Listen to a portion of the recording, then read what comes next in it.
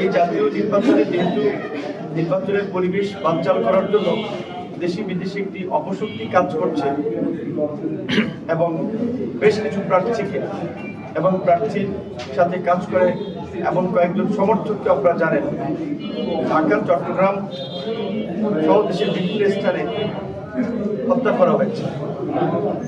এই পরিস্থিতিতে আমরাও একটা স্বাভাবিকভাবেই নিরাপত্তার শঙ্কায় আছি।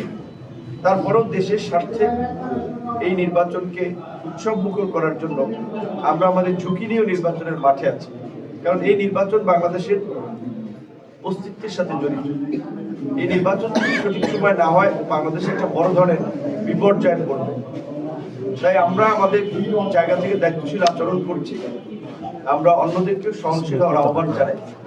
কিন্তু আমরা লক্ষ্য করেছি যে আমাদের যিনি স্বতন্ত্র প্রার্থী হয়েছেন তিনি উদ্দেশ্য প্রণোদিতভাবে বিভিন্ন ধরনের অশালীন এবং আক্রমণাত্মক বক্তব্য দেওয়ার মাধ্যমে তিনি আলোচনায় থাকতে চান এবং আমাদের নেতা কর্মীদেরকে বাড়ি বাড়ি গিয়ে হুমকি দেওয়া হচ্ছে।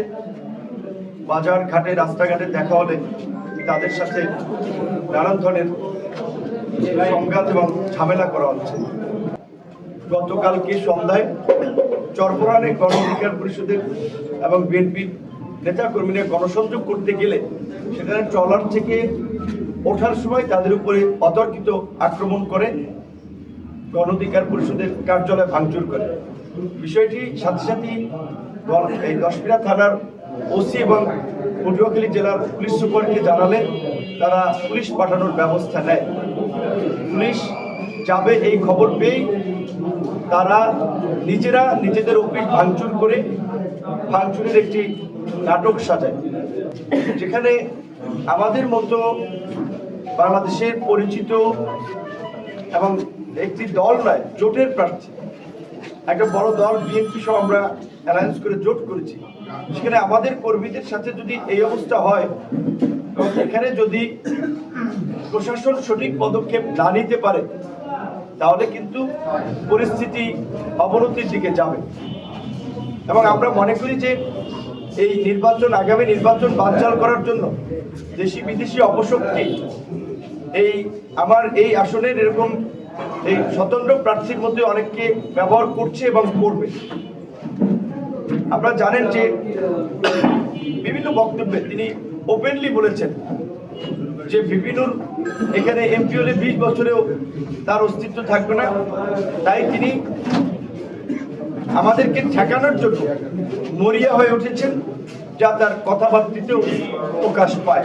স্বতন্ত্র প্রার্থী আমাদের কাছে যেটা মনে হচ্ছে যে দেশি বিদেশি শক্তি নির্বাচন বানচাল করার জন্য কাজ করছে, তাদের সাথে হাত মিলিয়েছে এবং আমার মনে হয় যে তার বাসাবাড়ি রেড দিয়েও তার কালো টাকার বিষয়ে একটা অভিযান পরিচালনা করা দরকার। কারণ তিনি বিভিন্ন নেতৃবৃন্দকে পয়সা দিয়ে তার পক্ষে নামানোর চেষ্টা করছে। আপনারা জানেন এই বিষয়গুলো আমরা প্রশাসনকে বারবার খতিয়ে দেখার আমরা আহ্বান জানাই। মেধাবীদেরকে ধ্বংস করার জন্য এই প্রশ্নফাঁস যে চক্র, আপনারা জানেন যে দীর্ঘদিন ধরে এই চক্র পিএসসির প্রশ্নফাঁস সহ বিভিন্ন চাকরি বাকরির পরীক্ষার প্রশ্নফাঁস করে আসছে। যিনি সেই প্রশ্নফাঁস চক্রের সাথে জড়িত থাকার অভিযোগে গ্রেপ্তার হয়েছিলেন। এই ধরনের একজন ব্যক্তির প্রার্থী হওয়াটা সমাজ এবং রাষ্ট্রের জন্য ভয়ঙ্কর ক্ষতিকর। সেই জায়গা থেকে তিনি এখন নির্বাচনের পরিবেশকে উত্তপ্ত করার জন্য যে কাজগুলো করছেন, সেখানে যদি প্রশাসন নীরব থাকে তাহলে সেটার জন্য এখানে একটা বড় ধরনের বিপর্যয় হতে পারে।